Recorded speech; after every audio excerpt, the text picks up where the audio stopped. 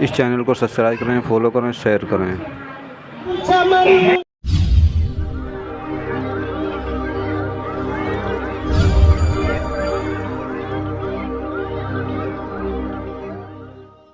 प्यारे दोस्तों, अल्लाह ताला ने कुरान पाक में फरमाया है कि हमने हर कौम के अंदर नबी डर सुनाने वाला भेजा है। तो अब सवाल ये उठता है कि फिर अल्लाह ताला ने हिंदुस्तान की सरजमीन पर अपने किस पैगंबर को भेजा था, यानी कि अल्लाह ने भारत में अपने किस नबी को भेजा था।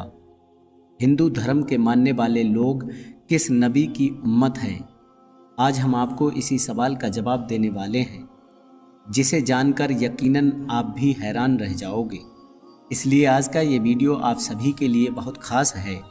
आप हिंदू हो या मुसलमान, आप इस वीडियो को आखिर तक ज़रूर देखें और दिल से एक लाइक करके इसे आगे शेयर भी कर दें, ताकि ये जानकारी और भी लोगों के पास में पहुंच जाए। तो चलिए दोस्तों, शुरू करते हैं। दोस्तों, हदीस पाक से हमें मालूम चलता है कि दुनिया की हर कौम, हर वो जगह जहाँ पर इंसान आबाद थे, वहाँ पर 1,24,000 पैगंबर भेजे गए, लेकिन नाम से जिक्र सिर्फ 25 पैगंबरों का ही आया है। क्योंकि अगर इन सब के नाम, इनकी ज़िंदगी और इनके कामों के हालात बयान हो जाते तो फिर कुरान पाक इबरत की किताब के बजाय तारीख़ी किताब ज़्यादा मालूम होती। शायद इसीलिए इनका जिक्र करना ज़रूरी नहीं था। मगर आज हिंदू धर्म के मानने वाले लोगों का दावा है कि उनका हिंदू धर्म मुसलमानों की तारीख़ से भी हज़ारों साल पुराना है और ना ही हिंदुस्तान की धरती पर कभी कोई नबी भेजा गया है। और इनके पास भी कई किताबें मौजूद हैं जिनमें किसी भी पैगंबर का कोई जिक्र मौजूद नहीं है, ऐसा इन लोगों का कहना है। जबकि ये बात सरासर झूठ और गलत है, क्योंकि कुरान पाक में अल्लाह फरमाता है, ऐ मोहम्मद, हमने आपको तमाम जहां के लिए, यानी कि क़यामत तक के इंसानों के लिए हिदायत बनाकर भेजा है। इसका मतलब ये है कि इसमें हिंदुस्तान की सरजमीन भी शामिल है। तो फिर आखिर हिंदू धर्म के मानने वाले लोग इसका इनकार क्यों करते हैं? और अगर हिंदुस्तान की सरजमीन पर कोई नबी वाकई में नहीं भेजा गया तो फिर ये कौम आबाद कैसे हुई? आइए अब आपको इस सवाल का जवाब देने की कोशिश करते हैं। दोस्तों, हिंदू धर्म के मानने वाले लोगों का दावा है कि हिंदू धर्म दुनिया का सबसे पुराना धर्म है। इतना पुराना कि जब इस्लाम या मुसलमान मौजूद ही नहीं था। और इनकी ये बात सही भी है, क्योंकि कुफ्र और शिर्क की शुरुआत उस दिन से हो गई थी जिस दिन हज़रत आदम अलैहिस्सलाम के बेटे हाबिल ने काबिल का कत्ल किया था और फिर अलग होकर कुफ्र और शिर्क में मुब्तला हो गया था। और तारीख़ इस बात की गवाह भी है कि हज़रत इब्राहीम अलैहिस्सलाम की कौम भी बुत परस्त थी। और यही नहीं, अल्लाह के प्यारे नबी हज़रत मोहम्मद सल्लल्लाहु अलैहि वसल्लम के ऐलान नबूवत से पहले काबा के अंदर भी 360 बुत मौजूद थे, जिन्हें फिर मक्का फ़तह के बाद में तोड़ा गया था। तो अब इससे ये बात मालूम होती है कि बुत परस्ती तो दुनिया के पहले इंसान हज़रत आदम अलैहिस्सलाम की नाफरमान औलाद से शुरू हो गई थी और आज तक मौजूद है। मगर इसका ताल्लुक़ किसी धर्म या मजहब से नहीं है, बल्कि गुमराही से है, जो कि शैतान करवाता है। अब जहाँ तक हिंदुस्तान की धरती की बात है, तो यहाँ पर भी इन लोगों की हिदायत के लिए यकीनन कई पैगंबर भेजे गए, जिनकी कुछ तालीमात भी आज भी सही हालात में मौजूद हैं, मगर ज़्यादातर तो बिगाड़ दिया गया है। और इसी वजह से बुत परस्ती और बुराई शुरू हो गई है, क्योंकि इनकी किताबों में आज भी एक ही खुदा की इबादत का हुक्म दिया गया है, जिसमें बताया गया है कि खुदा का कोई शरीक नहीं है, वो एक है, उसकी कोई औलाद नहीं है। मगर फिर भी लोग उसकी कई मूर्तियां बनाकर पूजा करने लगे और आज तक हिंदू धर्म के अंदर छोटे बड़े मिलाकर 36 करोड़ देवी देवता माने जाते हैं, या यूँ कहें कि अब तक 36 करोड़ बुत बनाए जा चुके हैं।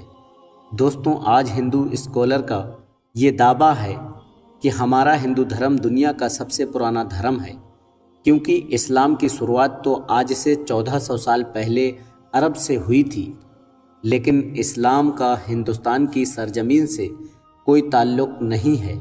مگر یہ کم عقل لوگ شاید اس بات کو نہیں جانتے ہیں کہ اس دنیا کا پہلا پیغمبر ہی ہندوستان کی سرزمین پر اتارا گیا تھا۔ جی ہاں، پہلا پیغمبر بھارت کی دھرتی پر ہی اتارا گیا تھا، اور وہ ہے حضرت آدم علیہ السلام۔ مسلمان لفظ کا مطلب ہے اپنی خواہشوں کو رب کے حوالے کرنے والا اور اس کا حکم ماننے والا۔ لیکن اب یہاں پر حیران کرنے والی بات یہ ہے کہ آدم سنسکرت زبان کا لفظ ہے، اور آپ کو معلوم ہے کہ سنسکرت بھارت کی زبان ہے، عرب کی نہیں ہے، اور سنسکرت میں آدم کا مطلب ہوتا ہے پہلا، شروعاتی یا پھر اصلی۔ اور ہم آپ کو بتا دیں کہ حضرت آدم علیہ السلام کو قدیم سنسکرت کی کتابوں کے اندر منو کہہ کر بلایا گیا ہے۔ اگر ہندو کسی طرح سے ان کے وجود کا انکار کرنے کی کوشش کریں تو ایسا بالکل ناممکن ہے، کیونکہ انہی کی مقدس کتاب رگ وید اور پران میں آدم کی پیدائش اور فرشتوں کا ان کو سجدہ کرنا، اور پھر آدم کی پسلی سے حضرت حوا کی پیدائش، شیطان کا ان دونوں کو بہکا کر جنت سے نکلوانا اور پھر اس زمین پر اتار دینے کا ذکر صاف طور پر موجود ہے۔ اور ایک یہاں پر خاص بات یہ بھی ہے کہ سری لنکا کی زمین سے ہندوستان کی سرزمین کو جوڑنے کے لیے بنا ہوا قدرتی پل آج بھی ہزاروں سال بعد پانی کے درمیان موجود ہے، جس کا بننا بھی کوئی اتفاق نہیں ہے۔ اب دوستوں، یہاں پر سب سے اہم سوال یہ ہے کہ ہندوستان کی سرزمین پر جس بھی پیغمبر کو بھیجا گیا اس کے بارے میں ہمیں تاریخ میں کیا ثبوت ملتے ہیں۔ یہاں پر سب سے پہلے تو ہم آپ کو بتا دیں کہ ہندو نام کا کوئی بھی مذہب تاریخی کتابوں میں موجود نہیں ہے، اور نہ ہی ہندو دھرم کی کسی بھی کتاب میں اور نہ ہی کسی آسمانی کتاب میں ہندو نام کا کوئی ذکر ہے۔ لیکن ہاں، یہ بات ضرور ہے کہ کبھی کسی زمانے میں سندھو ندی کے قریب رہنے والے جو لوگ تھے وہ اپنے علاقے کے نام کی وجہ سے اپنے نام کو بگاڑ کر ہندو کہلانے لگے، جبکہ اصل میں ان کا یہ مذہب سنسکرت زبان کے اندر ہندو نام سے نہیں بلکہ سناتن دھرم کے نام سے موجود ہے، جس کا عربی میں مطلب ہے مذہب پر قائم رہنے والا۔ اس کا ایسا ہی مطلب قرآن پاک کے اندر بھی موجود ہے۔ قرآن پاک میں اسلام کو ہمیشہ باقی رہنے والا دین کہا گیا ہے۔ اس کا مطلب یہ ہے کہ سناتن کا مطلب بھی مذہب اسلام سے ہی ہے۔ اس کے علاوہ ان کے ویدوں میں حضرت نوح علیہ السلام کا ذکر بھی صاف طور پر کیا گیا ہے، جس میں انہیں نوحہ کہا گیا ہے، اور ویدوں میں پیغمبروں کو منو کہا گیا ہے، اور حضرت نوح علیہ السلام کو بڑے سیلاب والا منو کہہ کر بیان کیا گیا ہے، اور ان کی کشتی سے لے کر سیلاب تک کا پورا واقعہ تفسیر کے ساتھ بیان کیا گیا ہے۔ تو اب اس سے یہ بات صاف ہو جاتی ہے کہ نوح لفظ سنسکرت کے اندر بھی موجود ہے، جس کا مطلب ہے کشتی والا، جو کہ عربی زبان کے اندر بھی ہے۔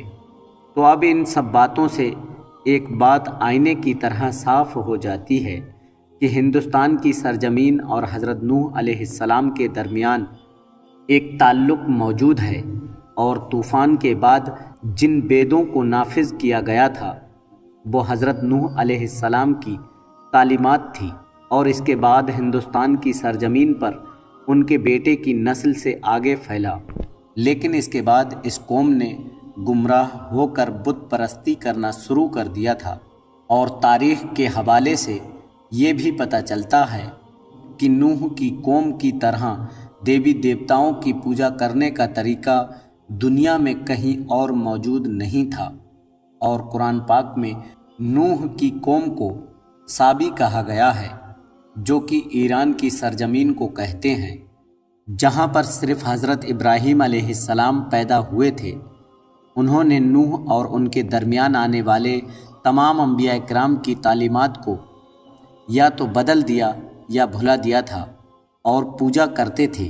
اس کے علاوہ یہ فرشتوں کی عبادت بھی کیا کرتے تھے، اس لیے پھر ان لوگوں نے خدا کے ساتھ ساتھ فرشتوں کی مورتیاں بھی بنا کر انہیں بھی خدا کا درجہ دینا شروع کر دیا تھا، بلکہ ویسے ہی جیسے ہر بڑے کام پر اللہ نے فرشتوں کو مقرر کیا ہے اور وہ ہر بڑے کام پر اللہ کی طرف سے پابند ہیں، اسی طرح سے ان لوگوں نے بھی طرح طرح کی خدا کی مورتیاں بنا لی، اور یہ لوگ ستاروں اور آگ کی پوجا بھی کرتے تھے۔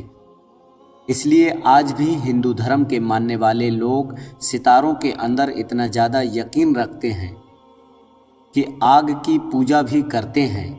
لیکن اب سوال یہ اٹھتا ہے کہ یہ سب کچھ جان کر بھی ہندو دھرم کے ماننے والے لوگ اس کا انکار کیوں کرتے ہیں؟ کیوں نہیں مانتے ہیں کہ اللہ کے وعدے کے مطابق ان کی قوم کے اندر بھی اللہ کے پیغمبر کو اتارا گیا ہے، انہیں بھی ڈر سنایا گیا ہے؟ اس بات کو سمجھنے کے لیے آپ کو ایک حدیث پاک کے بارے میں جاننا ہوگا۔ حضرت ابو سعید خدری رضی اللہ تعالیٰ عنہ سے روایت ہے کہ اللہ کے پیارے نبی نے فرمایا کہ قیامت کے دن جب حضرت نوح علیہ السلام اور ان کی قوم کو بلایا جائے گا اور اللہ حضرت نوح علیہ السلام سے یہ سوال کرے گا کہ کیا آپ نے اپنی قوم تک میرا پیغام پہنچا دیا تھا، تو اس پر حضرت نوح علیہ السلام فرمائیں گے بے شک میرے مالک۔ اس کے بعد نوح کی قوم سے پوچھا جائے گا کہ کیا نوح نے میرا حکم تم تک پہنچا دیا تھا، تو یہ سن کر وہ لوگ انکار کر دیں گے اور کہیں گے کہ ہمارے پاس میں کوئی بھی ڈر سنانے والا نہیں آیا، ہمیں آپ کا کوئی بھی پیغام نہیں ملا۔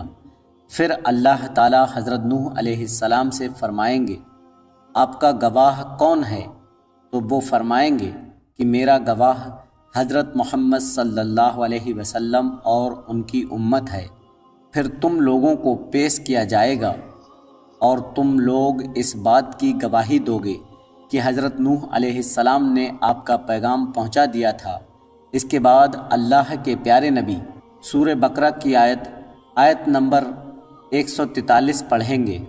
تو دوستوں، اس حدیث پاک سے یہ معلوم چلتا ہے کہ ہندو قوم بھی اپنے نبی حضرت نوح علیہ السلام کی تعلیمات یا پھر کسی اور پیغمبر کو تسلیم نہیں کرتے ہیں، جبکہ ہندوستان کی سرزمین کا اصل مذہب اسلام ہی ہے، جو کہ بگاڑ کی وجہ سے اپنی اصل شکل و صورت کھو چکا ہے۔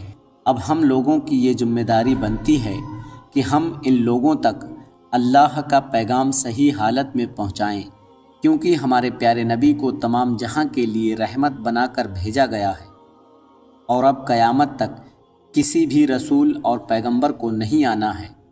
پیارے دوستوں، امید کرتا ہوں کہ آج کی یہ جانکاری آپ کو اچھی لگی ہوگی، ویڈیو پسند آیا ہوگا۔ اگر اچھا لگا ہو تو ویڈیو کو دل سے لائک کر کے چینل کو سبسکرائب ضرور کریں۔ ہم پھر ملتے ہیں کل ایک اور نئے ویڈیو کے ساتھ، تب تک کے لیے دعاؤں کی گزارش۔ اللہ حافظ۔